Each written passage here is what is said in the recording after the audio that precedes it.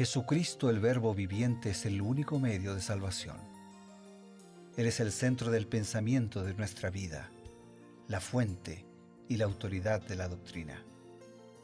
El principal propósito de la vida de Cristo fue la obediencia a los mandamientos, exaltando la ley de Dios como un reflejo de su carácter. El principal mensaje a ser predicado en el mundo, basado en Apocalipsis 14, está representado por 3 ángeles llevando el Evangelio eterno al mundo entero. Este mensaje se basa en los encantos inigualables de Cristo y declara que la hora del juicio ha llegado y llama a obedecer los mandamientos de Dios. Mediante su palabra, Dios ha comunicado a los hombres el conocimiento necesario para la salvación. Las Santas Escrituras deben ser aceptadas como dotadas de autoridad absoluta y como revelación infalible de su voluntad. Y aunque el canon de las Escrituras inspiradas está cerrado, el Espíritu Santo continúa iluminando, amonestando y confortando al pueblo de Dios a través del testimonio de Jesús, el Espíritu de profecía. El camino a la vida se traza a través de un camino angosto que debe ser recorrido con confianza a las promesas que Dios dejó a hombres y mujeres fieles que dedicaron sus vidas hasta la muerte por el Evangelio eterno. Los fundadores de la Iglesia soñaron con el día en que la revelación sería una realidad en sus vidas. Miraron con los ojos de la fe a aquel día glorioso cuando finalmente la promesa sería cumplida en la venida magistral de Jesucristo a esta tierra para recompensar a cada uno según sea su obra.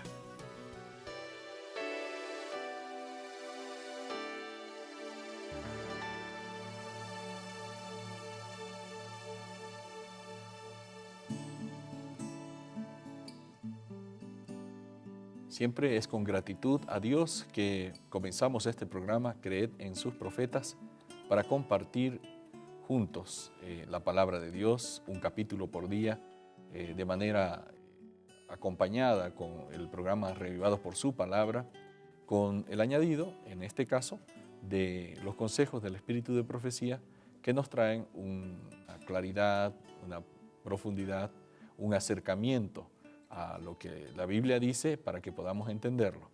No añade ninguna verdad, ninguna doctrina, sino que nos permite mirar mejor y poder aplicar mejor en nuestra vida. En esa empresa, en ese deseo, nos encontramos junto a ustedes y junto al pastor Bruno Razo. Y nos encontramos con alegría, ¿no? Nos encontramos con buen ánimo, agradecidos a Dios por la oportunidad, por el privilegio, y listos así, deseosos de que podamos tener estas joyas, estas gemas especiales, estas lecciones seleccionadas, comentadas por Elena de Huay, de un capítulo de la Biblia, en este caso el Salmo 36. Antes les enviamos un abrazo a todos nuestros amigos y deseamos muchas bendiciones de parte de Dios en su vida y en la familia de cada uno de ustedes.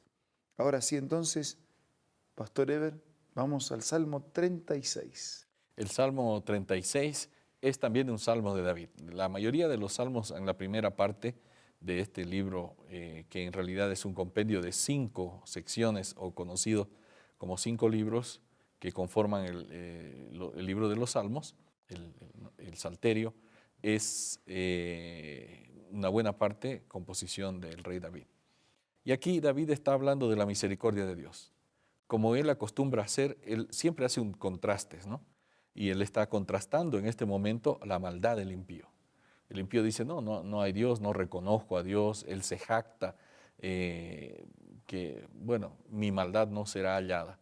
Por el otro lado, hay gente que dice, no, yo quiero dejar de pecar, ¿no? Quiero dejar la maldad.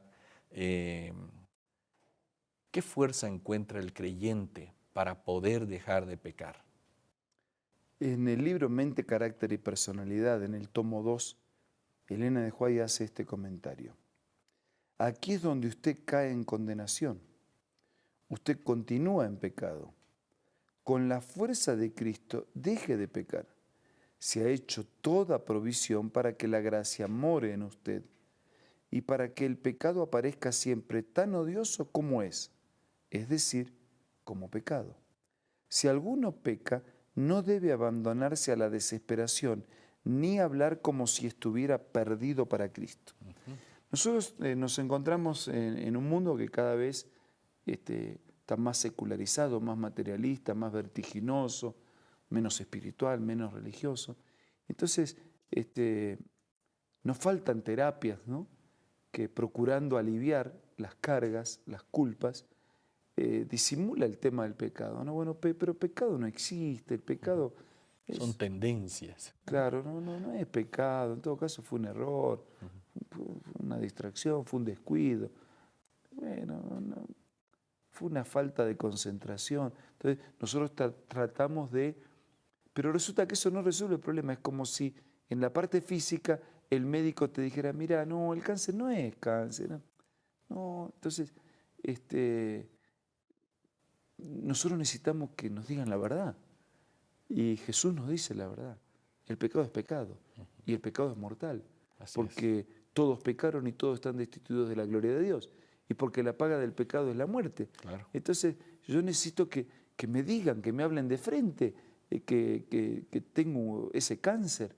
Y entonces que necesito un tratamiento quirúrgico que Dios puede hacer, que Dios quiere hacer. Claro. Para extirpar de mí ese mal, para limpiarme, para purificarme.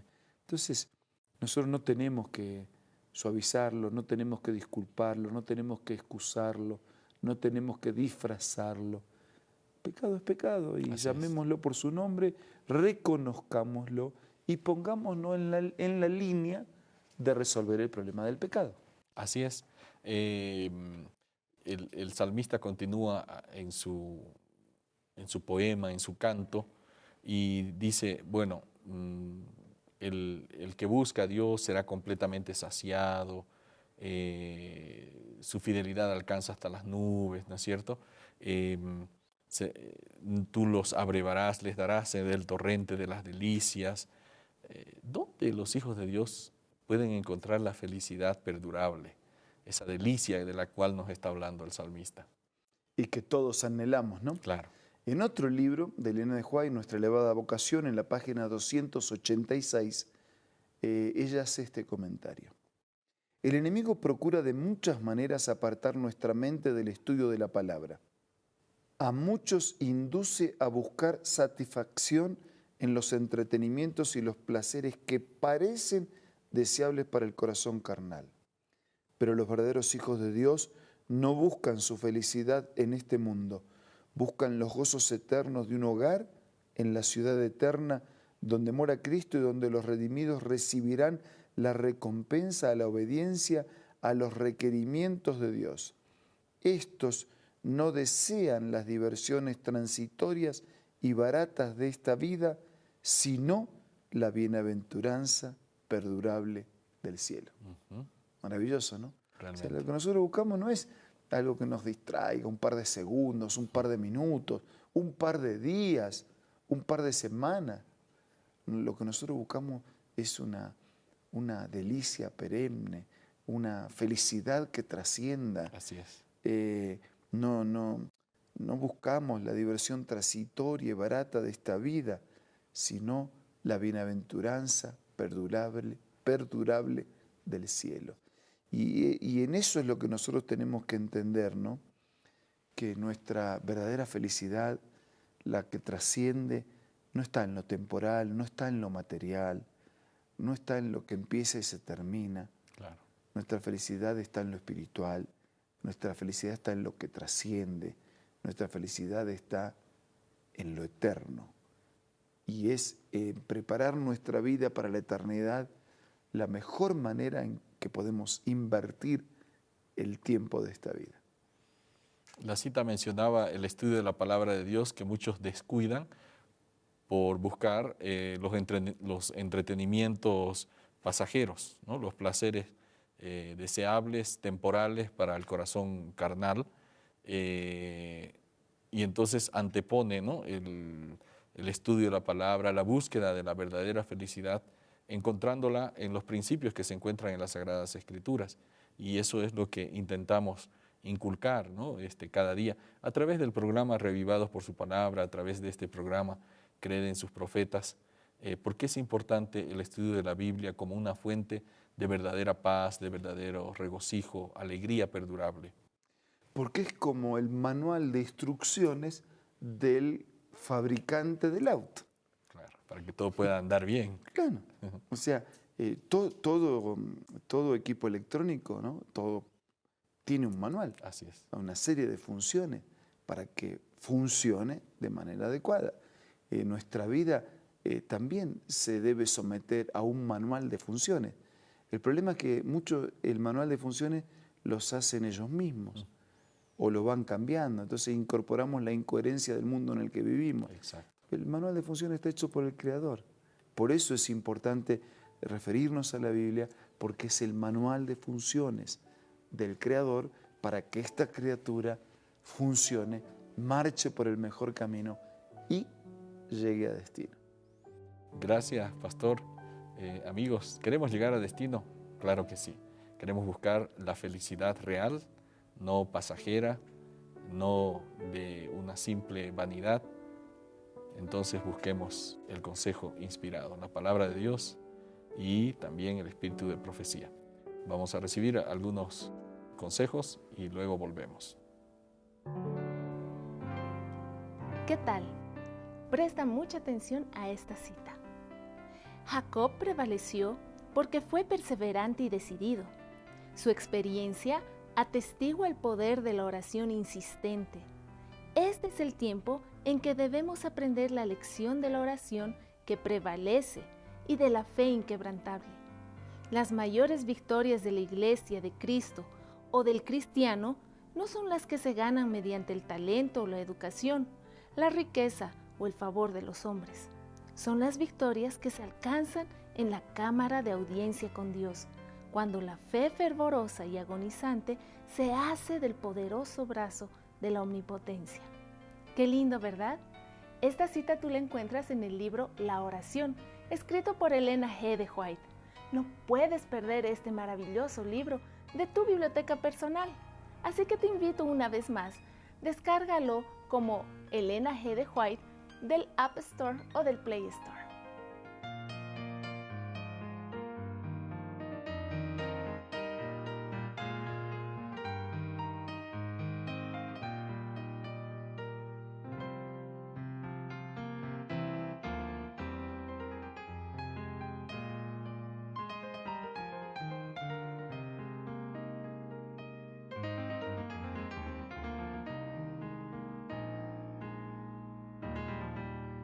Queremos nuevamente ofrecerles un consejo más. Estoy pensando en la declaración bíblica que dice: hay camino que al hombre parece derecho, pero su fin es un fin de muerte. No nos engañemos. El camino humano, el que fabricamos con nuestra imaginación, con nuestros pensamientos, con nuestras manos, con nuestra técnica, no nos conduce a ningún lado. Hay un solo camino seguro a seguir, y ese camino seguro a seguir es el que Dios diseñó a través de su palabra.